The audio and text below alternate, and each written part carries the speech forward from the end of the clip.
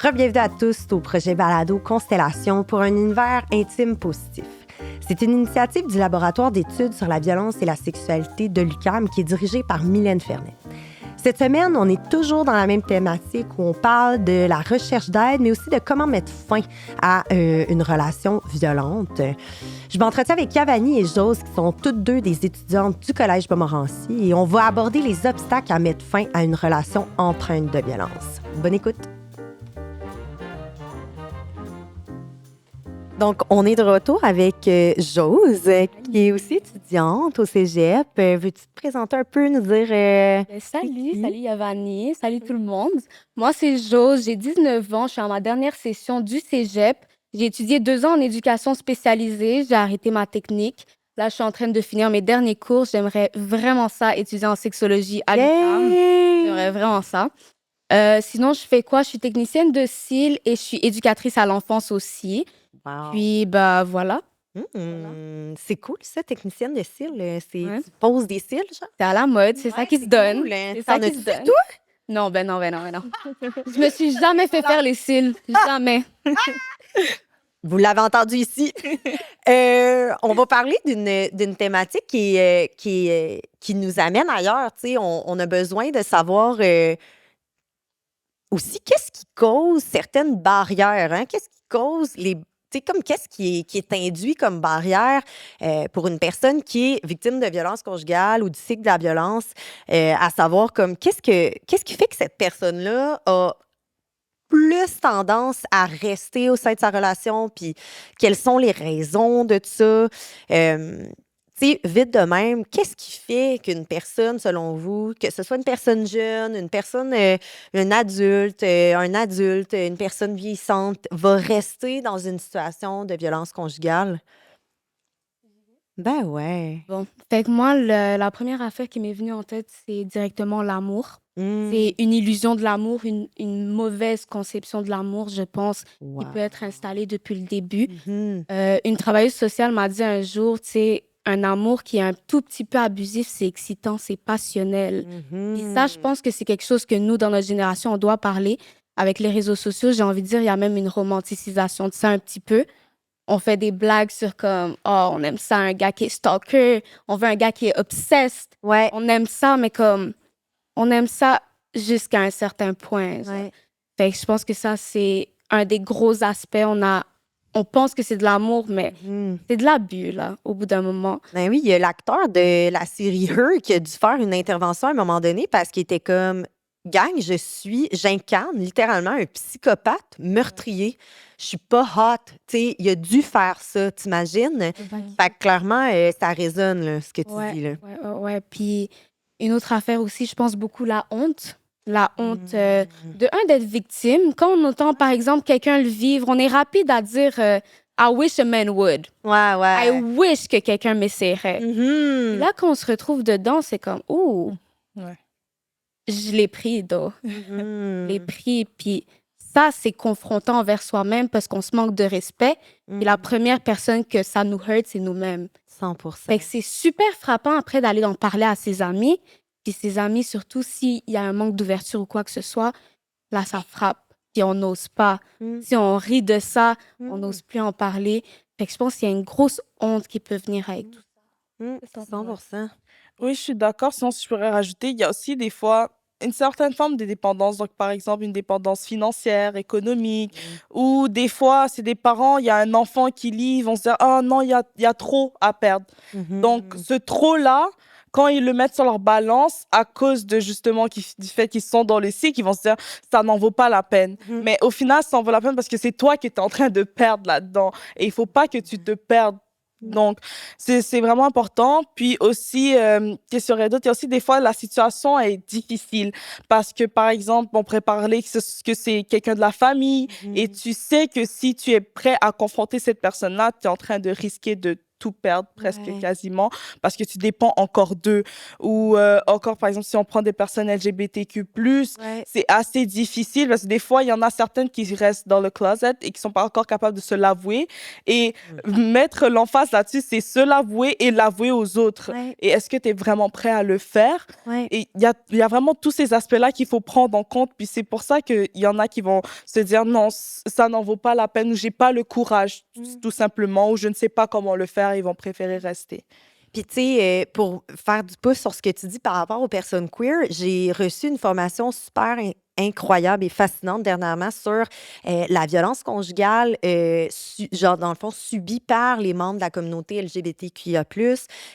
Puis, une des choses qu'on discutait, tu sais, en petite équipe, puis à un moment donné, j'ai soulevé, j'ai dit, tu sais, il y a vraiment l'idée de comme, tu sais, la romance, puis, tu sais, comme une mauvaise vraiment conception de l'amour, mais tu sais, comme mettons, les personnes queer pendant longtemps, ils se font pas vraiment dire que la conception de l'amour, qui est mauvaise déjà, leur appartient, pourrait leur être, tu sais, pourrait être vécue aussi par eux et elles ou elles, eux. Puis une des choses qu'on constate, en fait, c'est que les gens, tu sais, les personnes queer, ils vont peut-être rester aussi dans leur relation amoureuse parce qu'ils se disent, mais je retrouverai jamais personne. Tu sais, genre, c'est pas juste I'm not enough, c'est comme, hey, pour vrai, comment, exemple, une personne queer en région, là, qui sort avec une personne qui est elle aussi queer, comment tu fais, tu sais, pour retrouver un partenaire ou une partenaire après, tu sais? Fait qu'il y a vraiment des particularités, effectivement, là, de certains groupes qu'on va dire déjà marginalisés et ou ostracisés là, par Non, rapport aussi, à. si je peux rajouter un dernier Ben oui, point, il y a certainement. aussi l'aspect culturel à prendre en compte. Je Parce que des vraiment fois, tu as d'accord. été éduqué là-dedans. C'est comme ça que tu vois tes parents. Tu sais même pas que tes parents ils vivent de la violence Ouais. conjugale. Donc, tu te dis, c'est ça la perception de l'amour, c'est comme ça que je suis supposée le vivre. Ou Ouais. on va te dire, non, ton mari ou ta femme est supposée te faire ça et t'as rien à dire contre. Tu es supposé l'accepter sans nécessairement savoir ce que c'est réellement. Puis là, ça vient ajouter un peu à ce qu'on disait, tu sais, en début de podcast, à savoir, tu sais, comme la banalisation de la violence, c'est juste commun aux mortels, là. Mais il y a comme peut-être une couche supplémentaire de certaines, finalement, cultures que sont comme, ouais, mais c'est de même, tu sais, mes parents étaient de même, mes grands-parents étaient de même, donc, ben, si tout le monde est de même, ben, tu sais, c'est de même. Donc, je vais subir les façons d'être qui sont finalement ancrées dans le cycle de la violence, là. Et non seulement dans la famille, mais tu sais, j'ai envie de dire, j'ai grandi très proche de ma communauté, je suis haïtienne. Et j'ai grandi très proche aussi de la culture afro-américaine. Certains d'entre vous peuvent même connaître le film Baby Boy, Love and Basketball. Ces films-là, on les aime tellement. Mais quand tu regardes un tout petit peu plus, puis tu te rends compte, le hood love, c'est pas cute, guys. C'est Genre, pas ça aussi, vous cute. l'avez entendu ici en premier. OK, mais je peux juste faire un petit apostrophe? Love and Basketball, c'est un des seuls films où on voit une personne, genre, avec un pénis utiliser un condom, là, la première fois, là. J'étais comme, tu sais, Respect. enfant des années 2000, là, tu sais, ado des années 2000, là. Sérieux, ben, il rentre par sa fenêtre weirdly, là, mais comme, bon, regarde ça, là, on va juste se mettre entre parenthèses, mais effectivement, il y a vraiment la survalorisation de ça. C'est quoi que j'ai écouté dernièrement? Voyons, Tom the Yard. As-tu déjà vu Tom the Yard? C'est vraiment ça, là, tu sais, c'est comme, il faut comme être vraiment, c'est vraiment le hood love, là, tu sais, puis t'es juste genre. Ouais. Puis là, le gars, il veut se séparer de ça parce qu'il est a good boy. Tu sais, tu comprends? C'est cool. Ça l'apprenait beaucoup de choses. J'ai appris beaucoup de choses, moi, en tout cas, avec le hood love. Mais juste faire attention, effectivement, à comme ces genres de biais-là aussi qu'on peut avoir. Tu sais, si on est amis, tu sais, mettons, moi, je suis une personne, genre, blanche, assignée fille à la naissance, québécoise, et je vous le dis, là, tout le monde. Moi, là, je viens des colonisateurs, là, comme c'est ces gens-là qui constituent ma lignée.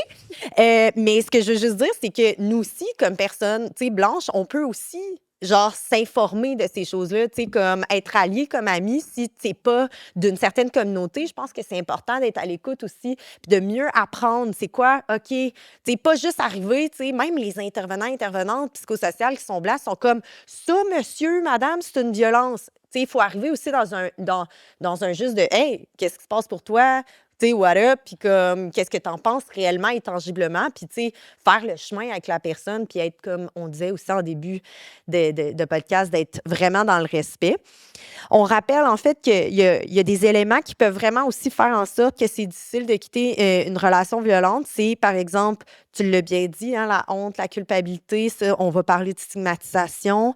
Il y a beaucoup la peur des représailles. Tantôt, tu parlais de les réseaux sociaux. Tu sais, renter quelqu'un, diss quelqu'un, vraiment comme on sait jamais qu'est-ce qu'une personne peut faire avec tu sais, nos échanges, des trucs comme ça.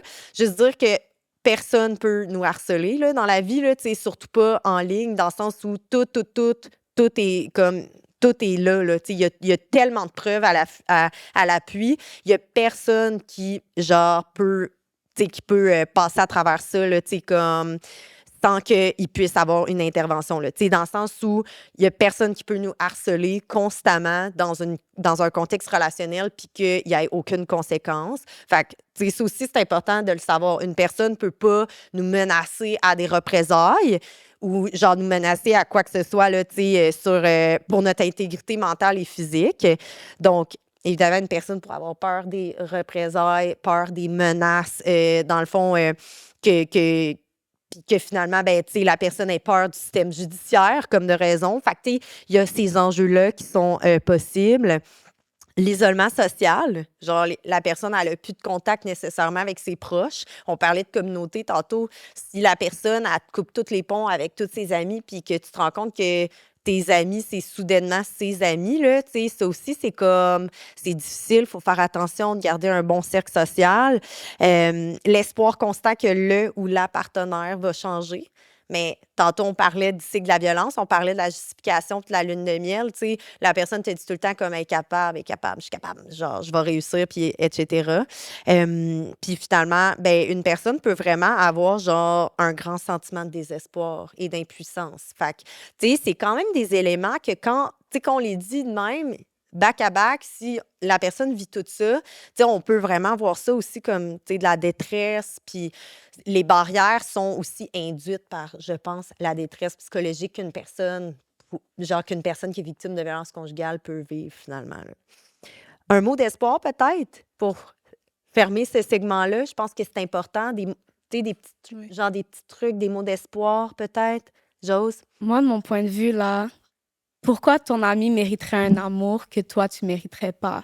Pourquoi cette fille-là, ce gars-là mériterait un amour sain, romantique que toi, tu mériterais pas? Hum, hum, Juste comme, faut se rappeler, genre, mhm. on mérite tous de l'amour, on mérite tous comme de la présence, de la communication.